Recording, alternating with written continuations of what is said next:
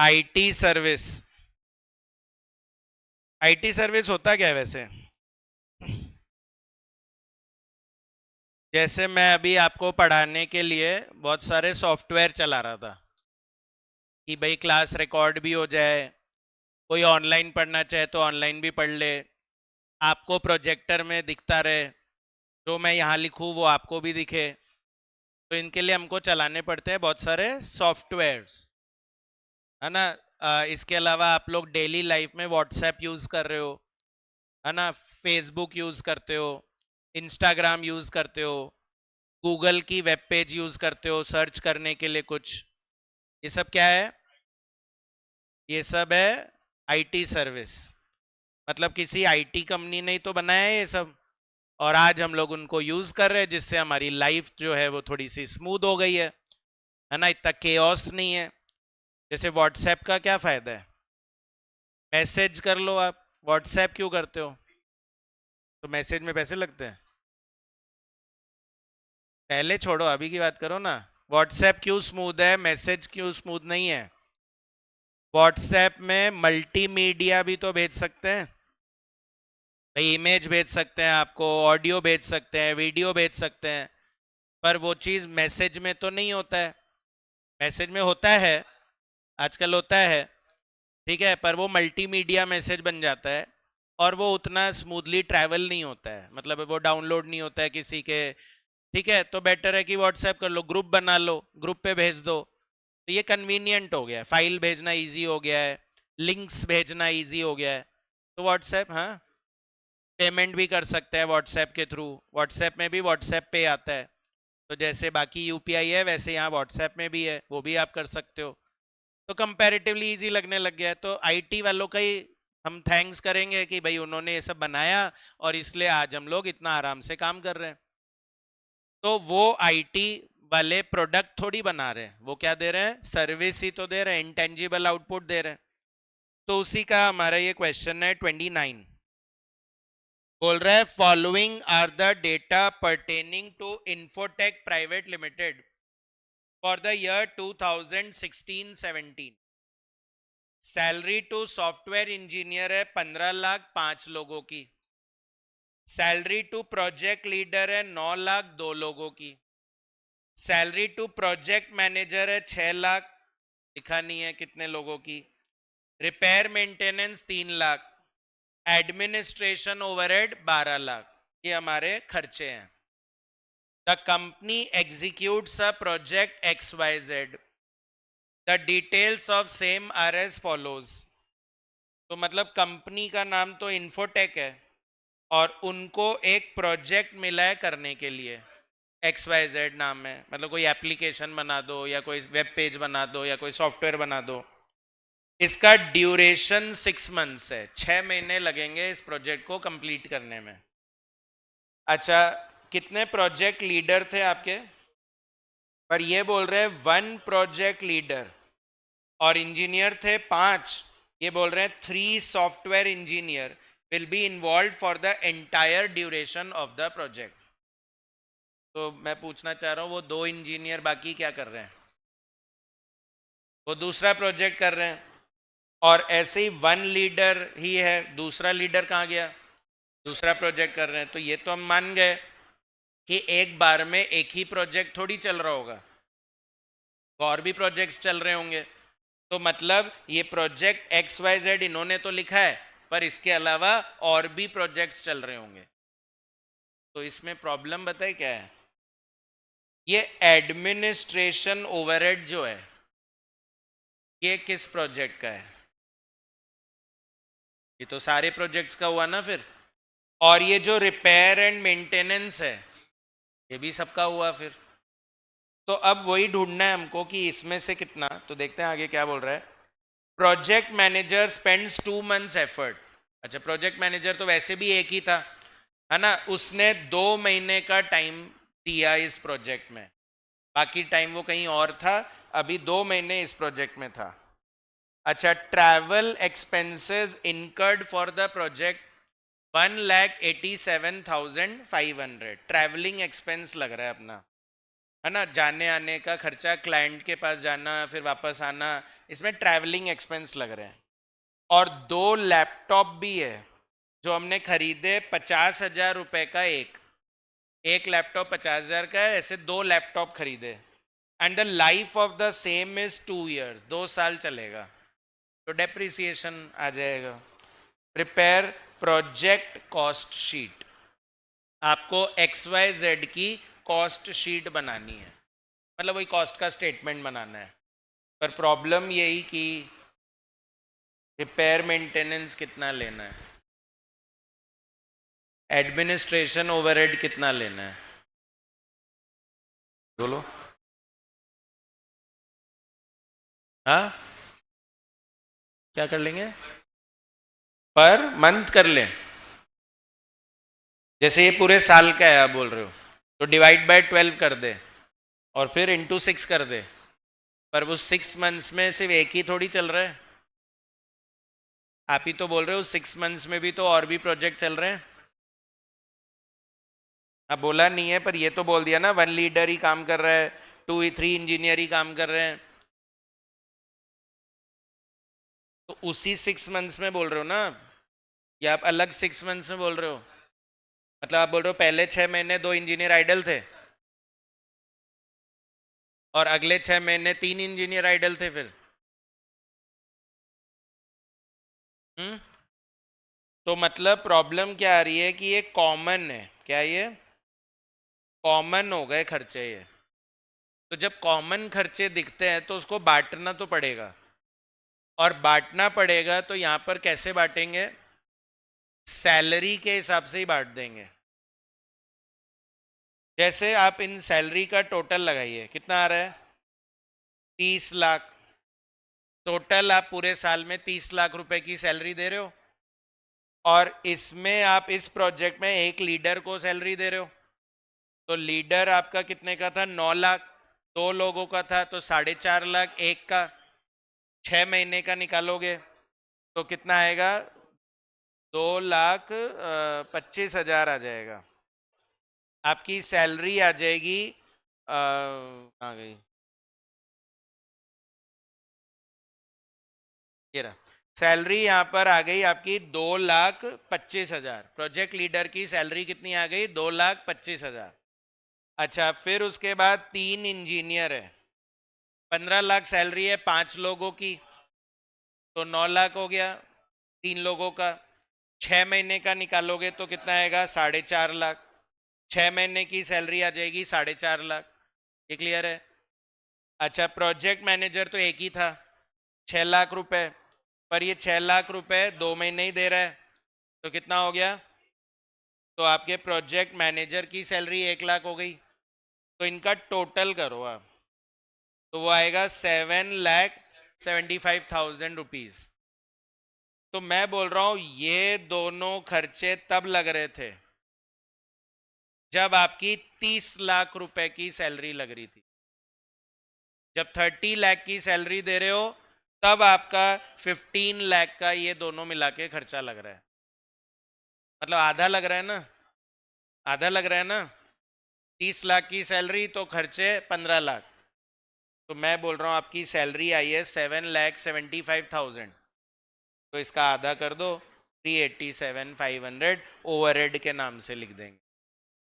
आ रहे क्या समझ में? और फिर ट्रैवल एक्सपेंस दे ही रखा था, डेप्रीसिएशन लैपटॉप का आ जाएगा और आपकी कॉस्ट आ गई, खत्म हो गया। समझे क्या? तो कॉपी में लिख लेते हैं ये, ताकि समझ में आना ज़्यादा ज़रूरी है। तो ऐसे कभी भी कॉमन खर्चे दिखे ना, तो उसको हम लोग को क्या करना होता है, अपोर्शन करना होता है, उसको डिवाइड करना होता है। तो लिखिए प्रोजेक्ट कॉस्ट शीट, एक ही प्रोजेक्ट की कॉस्ट शीट बना रहे हैं, हेडिंग हो जाएगी project cost sheet, project cost sheet. अच्छा, आपको इसमें कुछ वेरिएबल और फिक्स दिख रहा है क्या, या सारे ही फिक्स्ड लग रहे हैं? सारे ही फिक्स्ड लग रहे हैं ना, तो यहाँ हमारा इंस्टीट्यूट बोलता है कि आप इसके कुछ ऐसे हेड बना सकते हो, हार्डवेयर एंड सॉफ्टवेयर कॉस्ट अलग ले लो, हार्डवेयर एंड सॉफ्टवेयर कॉस्ट अलग ले लो, और ट्रैवल एंड ट्रेनिंग कॉस्ट का अलग हेड बना दो। इंस्टीट्यूट के इंस्ट्रक्शंस है, ऐसे ही करना है। Hardware and software cost, travel and training cost, और फिर इसके अलावा जो भी बच जाए वो एफर्ट कॉस्ट में डाल देना। बाकी सब एफर्ट्स है। कोई प्रोजेक्ट करने में क्या खर्चा लगेगा, हम कोई हार्डवेयर सॉफ्टवेयर यूज कर लेंगे, हम आना जाना कर लेंगे, और बाकी सब हमारे एफर्ट्स है। तो ये 3 हेड बनाए जाते हैं यहाँ पर। तो बताओ, हार्डवेयर सॉफ्टवेयर समझते हो आप लोग? हाँ, हार्डवेयर सॉफ्टवेयर मीनिंग समझते हो क्या? कौन सा आइटम था यहाँ पर? लैपटॉप। लैपटॉप यहाँ पर हार्डवेयर का पार्ट हो गया। तो डेप्रीसिएशन ऑन लैपटॉप आएगा इसमें। तो लैपटॉप है 50,000 का, स्क्रैप वैल्यू 0, लाइफ है 2 इयर्स, और इनटू 6 महीने के लिए यूज किया है, और ऐसे 2 लैपटॉप है, 25,000 आ जाएगा। ट्रैवल एंड ट्रेनिंग एक्सपेंस दे रखा है क्या? वो उन्होंने दे ही रखा है। ट्रैवल एक्सपेंसेस है 187,500, और एफर्ट कॉस्ट में है, एफर्ट कॉस्ट में salary to software engineer, salary to software engineer 15 lakh salary है 5 लोगों की। इस प्रोजेक्ट में 3 लोग लगाए हैं, इंटू 6/12, 4,50,000। और फिर ऐसे ही सैलरी टू प्रोजेक्ट लीडर, तो प्रोजेक्ट लीडर 9 लाख की सैलरी है, 2 लोगों की है, तो एक का कितना होगा, इंटू 6/12, 2,25,000 आ रहा है क्या? और ऐसे ही फिर सैलरी टू प्रोजेक्ट मैनेजर, तो प्रोजेक्ट मैनेजर 6 लाख की सैलरी है, 6 लाख की सैलरी इंटू 6 लाख की सैलरी इंटू 2/12, 1 लाख आ रहा है, 1 लाख आ रहा है। और इसके बाद आ जाएगा आपका रिपेयर्स एंड मेंटेनेंस। तो रिपेयर एंड मेंटेनेंस 3 लाख का था, ये तब था जब 30 लाख की सैलरी थी। तो फिर इनका टोटल आया था 7,75,000। इन तीनों सैलरी का टोटल कितना आ रहा है, 7,75,000। तो 3 लाख लग रहा है जब 30 लाख की सैलरी है, तो 775 के लिए कितना होगा, 77,500। और ऐसे ही एडमिनिस्ट्रेशन ओवरहेड आ जाएगा। तो आप एक साथ भी लिख सकते हो, कोई प्रॉब्लम नहीं है। जो सोल्यूशन मैंने दे रखा है वो इंस्टीट्यूट का ही सोल्यूशन है, तो इसलिए हम एक साथ भी लिख सकते हैं, है ना। तो एडमिनिस्ट्रेशन ओवरहेड आ जाएगा कितना, 12 लाख। तो 12 लाख 30 लाख के लिए, 12 लाख 30 लाख के लिए, तो 775 के लिए कितना होगा, 1 लाख, 3 लाख, 3,10,000। बस total A, total B, total सी करिए, ग्रैंड टोटल आ जाएगा। और ये क्वेश्चन एग्जाम के लिए इम्पोर्टेंट है, हो सकता है यही आ जाएगा। एमसीक्यू में भी आ सकता है ये क्वेश्चन, कि बोले सिर्फ एफर्ट कॉस्ट का टोटल बताओ कितना आएगा, या बताओ सिर्फ ट्रैवल एक्सपेंस में कितना आएगा, या बताओ सिर्फ हार्डवेयर सॉफ्टवेयर में कितना आएगा। ऐसे इंडिविजुअल एमसीक्यू क्वेश्चन भी आ सकता है। कितना आएगा ग्रैंड टोटल? 13,75,000, 13,75,000।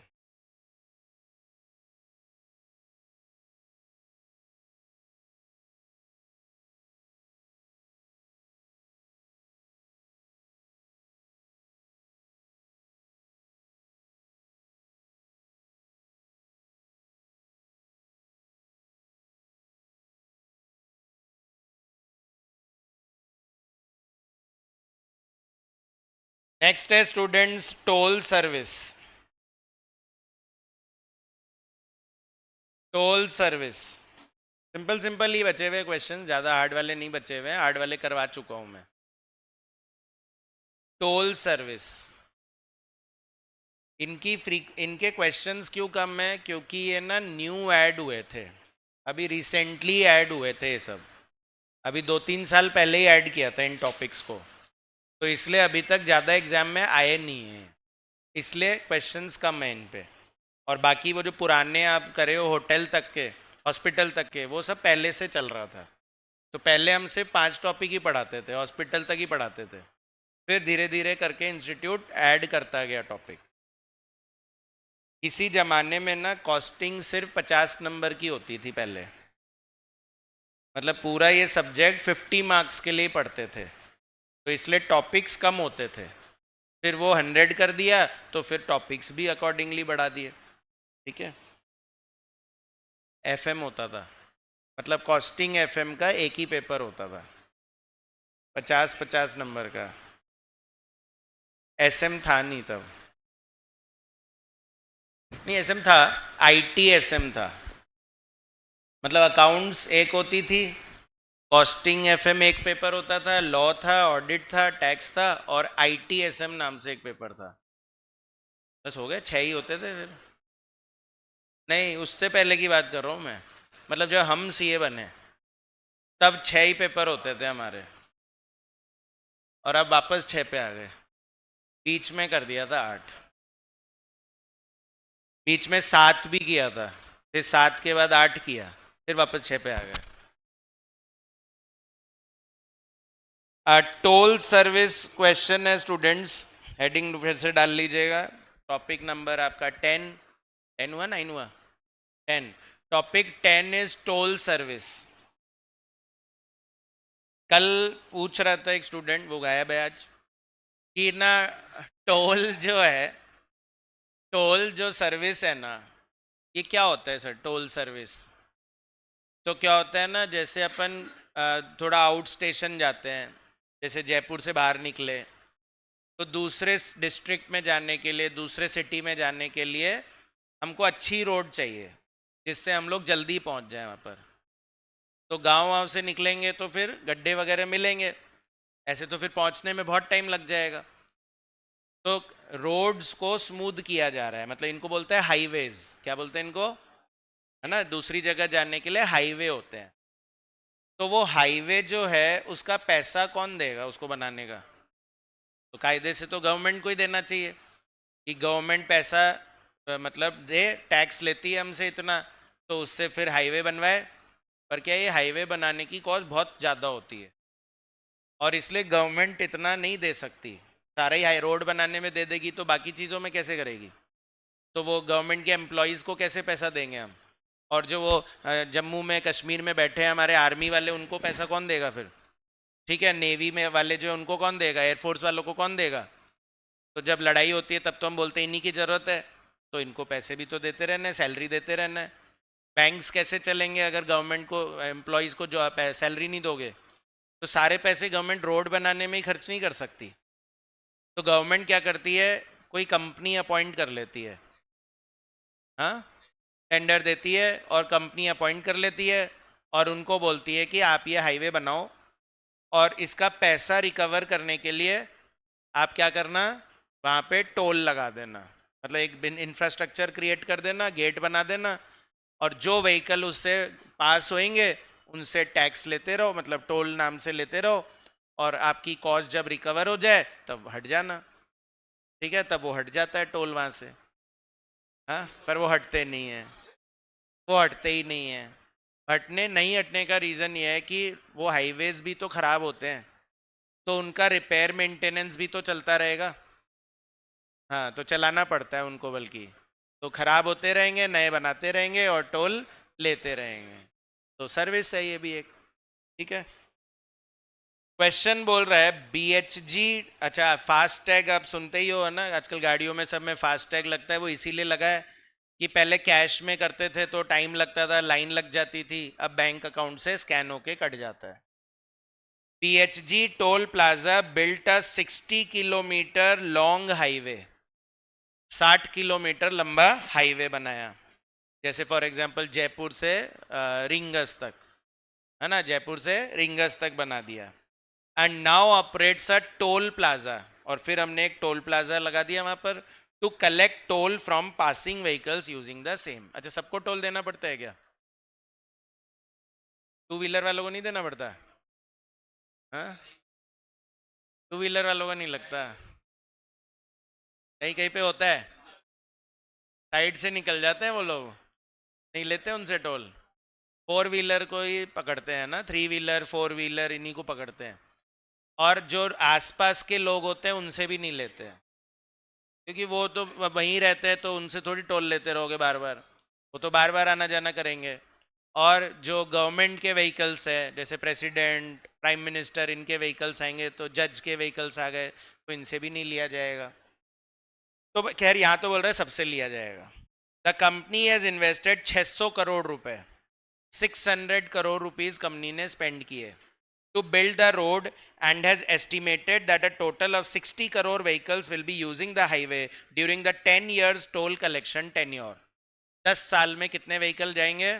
60 करोड़, और 600 करोड़ रुपए लगाएंगे, तो इसका मतलब इससे आपका क्या निकल जाएगा, कितना टोल अमाउंट लेना है, कितना टोल किसी से लेना है। अच्छा, फिर toll operating and maintenance cost भी लगेगी। खाली रोड बनाने में ही कॉस्ट नहीं लगेगी, उसको चलाने में भी कॉस्ट लगेगी। तो टोल कलेक्शन के काउंटर्स होते हैं, तो उनकी सैलरी देनी पड़ेगी कलेक्शन पर्सोनल को। 150 रुपए पर डे पर पर्सन, 3 शिफ्ट में देंगे, 4 पर्सन एक शिफ्ट में होते हैं। हाँ, मतलब जैसे 4 पर्सन एक शिफ्ट में होते हैं तो 12 लोग हो गए, तो 12 लोगों को 150 पर डे पर पर्सन। सुपरवाइजर 2 शिफ्ट 1 पर्सन पर शिफ्ट, तो 2 सुपरवाइजर हो गए। Security personal 3 shift and 2 person पर शिफ्ट, 6 लोग हो गए। Toll booth manager 2 shift 1 person पर शिफ्ट, तो 2 हो गए। Electricity 80,000, telephone 40,000, maintenance cost 30 lakh. The company needs 25% profit over total cost to cover interest and other cost। अच्छा, calculate the cost per kilometre, cost per kilometre निकालना है आपको, and the toll rate पर vehicle भी निकालना है। टोल रेट पर vehicle मतलब एक व्हीकल का कितना पैसा लिया जाएगा, assuming there is only one type of vehicle. Actually vehicles में भी कैटेगरी होती है, उसके हिसाब से टोल ज़्यादा कम भी लिया जाता है। तो वेट्स आ सकते थे यहाँ पर, कि बोले कि ट्रक से तो 2 रुपए लेंगे और कार से 1 रुपए लेंगे, पर इन्होंने अभी फिलहाल बोला कि सबसे बराबर ही लेंगे। अगेन मुझे बताइए यहाँ पर वेरिएबल कॉस्ट कौन से लग रहे हैं आपको? सैलरी वेरिएबल लग रही है, इलेक्ट्रिसिटी वेरिएबल लग रही है। कभी ज़्यादा इलेक्ट्रिसिटी यूज़ होगा, कभी कम इलेक्ट्रिसिटी यूज़ होगा, वो तो वही है, फिक्स्ड ही है।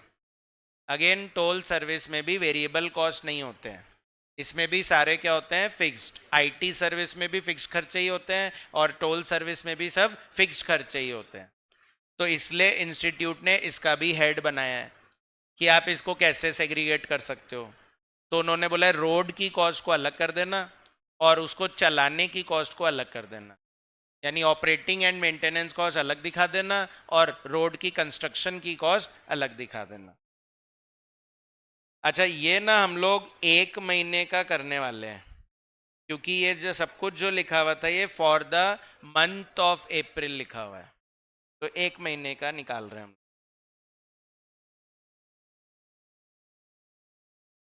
तो वही calculation of operating cost of toll plaza, toll plaza वालों की कॉस्ट क्या आ रही है इन अप्रैल।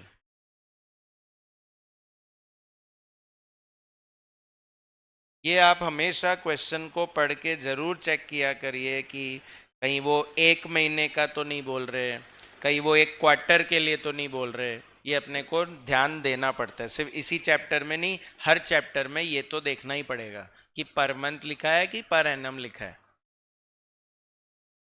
तो सबसे पहले इसमें आ जाएगा आपका कैपिटल कॉस्ट। जो रोड बनाने की कॉस्ट है वो किस में आ जाएगी, कैपिटल कॉस्ट में। जैसे रोड बनाने की कॉस्ट में खाली रोड बनाना ही नहीं आता, उस रोड के लिए जगह खाली करवाना भी आता है।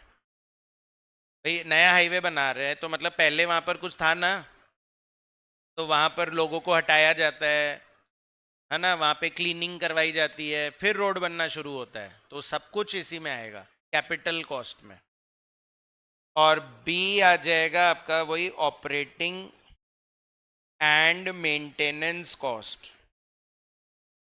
तो टोल प्लाजा के क्वेश्चन 2 बार आ चुके हैं एग्जाम में, एक ये वाला जो मैं करा रहा हूं और एक मिसलेनियस में जो मैंने डाल रखा है। ये 2 क्वेश्चन एग्जाम में आ चुके हैं टोल प्लाजा पे। तो कैपिटल कॉस्ट और ऑपरेटिंग एंड मेंटेनेंस कॉस्ट, तो जो आपकी रोड की कॉस्ट थी ना, कंस्ट्रक्शन ऑफ रोड, अब क्या 600 करोड़ जो है, क्या वो एक महीने का खर्चा मानोगे? वो तो 10 साल का खर्चा है। तो एक महीने का कितना होगा? ठीक है, 5 करोड़ रुपए, 5 करोड़ रुपए। 600 करोड़ तो 10 साल की कॉस्ट है, 10 साल तक चलेगा ये रोड। तो 60 करोड़ एक साल का हो गया, और एक महीने का कितना होगा, 5 करोड़।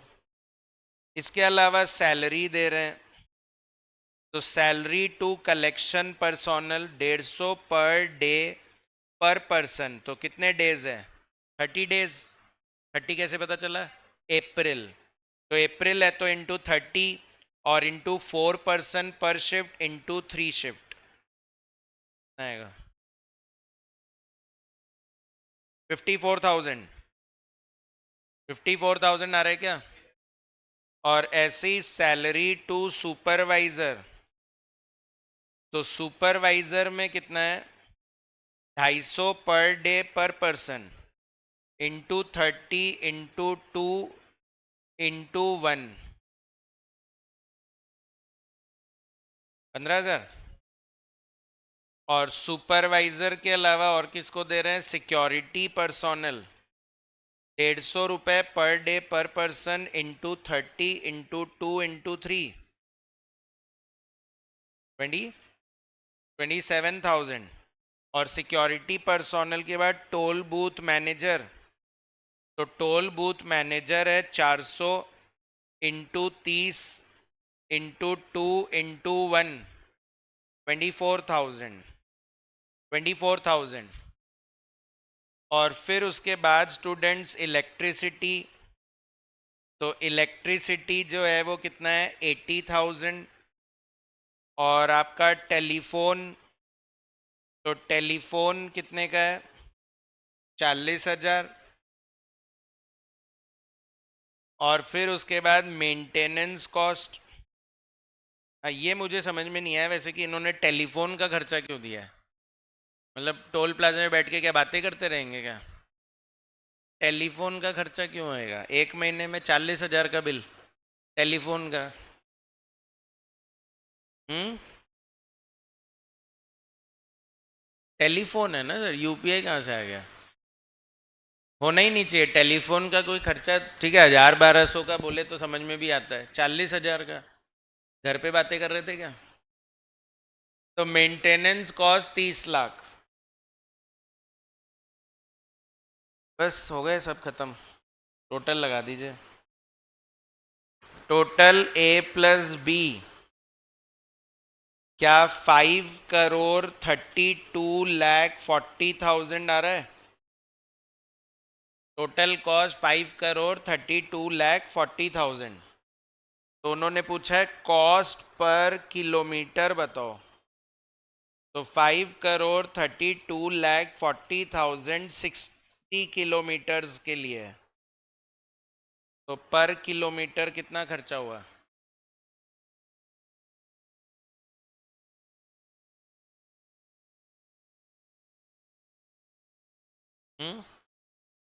8,87,333। 8,87,333 कॉस्ट पर किलोमीटर है ना। 8,87,333। ठीक है। और फिर पूछ रहे हैं टोल रेट पर व्हीकल भी बताओ सेकंड पॉइंट में। तो पहले आप मुझे नंबर ऑफ व्हीकल्स बताओ। बता रखे हैं क्या क्वेश्चन में नंबर ऑफ व्हीकल्स? 60 करोड़ भी तो 10 साल का बता रहे हो आप। तो एक महीने में 50 लाख। एक महीने में 50 लाख व्हीकल हो गए। 60 करोड़ 10 साल का है तो एक साल का 6 करोड़। और एक महीने का कितना होगा? 5 लाख 50 लाख। एक महीने का 50 लाख। तो आपकी कॉस्ट पर व्हीकल आ जाएगी। यहाँ सर्विस यूनिट व्हीकल ही तो है, व्हीकल के हिसाब से ही तो पैसे लिए जाएंगे। तो कॉस्ट पर व्हीकल तो 5,32,40,000 divided by 50 lakh vehicles 10 point. पर वो एक्चुअली टोल रेट पूछ रहे हैं तो प्लस कर दीजिए प्रॉफिट कितना परसेंट? 25% ऑन कॉस्ट ही बोल रहे हैं। तो 10.64 का 25% करिए। 1 पॉइंट नहीं 2.62। तो ये आ जाएगा 13.66। 13.30। 13 रुपये 30 पैसे। तो ये आ गया आपका टोल रेट पर व्हीकल। तो इससे अब आप मिसलेनियस का वो लास्ट क्वेश्चन भी कर सकते हो। अब आप टोल प्लाजा का ही क्वेश्चन है तो मिसलेनियस का लास्ट क्वेश्चन 41 हो जाएगा आपसे। अब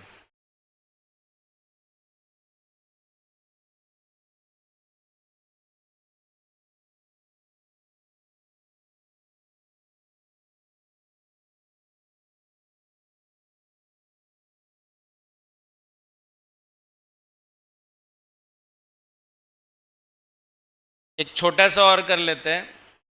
फाइनेंशियल सर्विसेज, जैसे एक कंपनी का नाम सुना है जियो फाइनेंशियल सर्विसेज, और एक कंपनी का नाम सुना HDB फाइनेंशियल सर्विसेज। अभी अभी IPO ही आया था HDB का। HDFC की सब्सिडरी है वो HDB। तो HDB फाइनेंशियल सर्विस का अभी अभी IPO आया है ना। अभी 5-7 दिन ही हुए हैं। तो मतलब कंपनी फाइनेंशियल सर्विस भी तो देती है, लोन वगैरह देना फाइनेंशियल सर्विस है। ठीक है। तो उसका क्वेश्चन नंबर है 33। 31 32 अब मैंने मंडे के लिए रखा है ना। आपका रिजल्ट आ जाए कल और फिर हम वो 2 हार्ड क्वेश्चन कर लेंगे। और नेगेटिव रहा तो करना नहीं पड़ेगा। तो नेगेटिव आ भी जाए बाय चांस तो डीमोटिवेट मत होना। आपने जिस कोर्स में एप्लीकेशन ली है ना, वो कोर्स इटसेल्फ हार्ड है। तो बाय चांस अगर नेगेटिव आ भी जाए तो कोई परेशानी वाली बात नहीं है ना। सितंबर में फिर मौका मिलेगा आपको देने का। तो सितंबर में देना अच्छे से पढ़ के, जो गलतियां करी है उनको उनसे सीखना, और फिर सितंबर में दे के फिर आ जाना है ना। ये पढ़ाएंगे आपको वापस सर्विस कॉस्टिंग। ठीक है, चलता रहेगा। सीए तो इसी का नाम है। सीए में सीए बनने के बाद कोई आपसे नहीं पूछेगा कि आपने कितनी बार में सीए का एग्जाम क्लियर किया था। बनना ज़्यादा जरूरी है। तो इसलिए अपने को सरेंडर नहीं करना है ना, अपने को कंटिन्यूड रखना है। 33 फाइनेंशियल सर्विस का एक बेसिक क्वेश्चन है, इजी सा। ये तो लिखना भी नहीं पड़ेगा कॉपी में, इतना इजी है ये। The loan department of a bank perform several functions in addition to home loan application. हम लोग तरह तरह के लोन देते हैं, home loan, car loan, business loan. तो बोल रहा है होम लोन तो देते ही है, ये क्वेश्चन होम लोन के ऊपर ही है। It is estimated that 25% of the overhead cost of loan department are applicable to home loan application.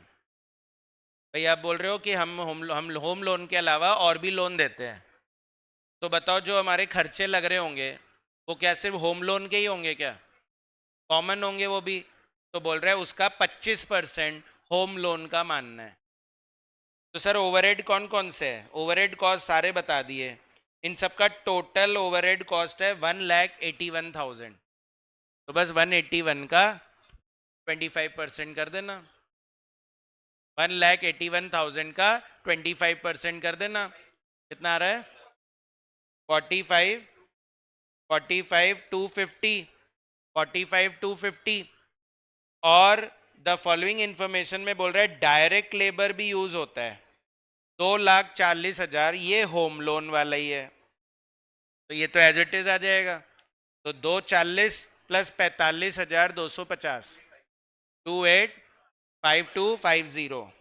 और फिर बोल रहा है you are required to compute the cost of processing home loan application on the assumption that 500 home loan application are processed each month. 570, 572.5, 570.5 देखा था, है ना। Direct labour आ गया 240 और ओवरहेड आ गया 25%, टोटल कॉस्ट आ गई 500 एप्लीकेशन से डिवाइड कर दिया पर एप्लीकेशन। इसलिए बोल रहा था ये तो लिखने की भी जरूरत, ठीक है। तो कॉपी में मत लिखो, ये बस ध्यान रखना कि हाँ ये भी एक क्वेश्चन है। तो कल करते हैं, 2 क्वेश्चन बचे अपने चैप्टर में, एक आपका 31 और एक 32। 32 इंश्योरेंस का है और 31 स्कूल का है। ये दोनों मंडे करेंगे, मंडे चैप्टर खत्म हो जाएगा, ट्यूसडे से नया चैप्टर स्टार्ट कर देंगे।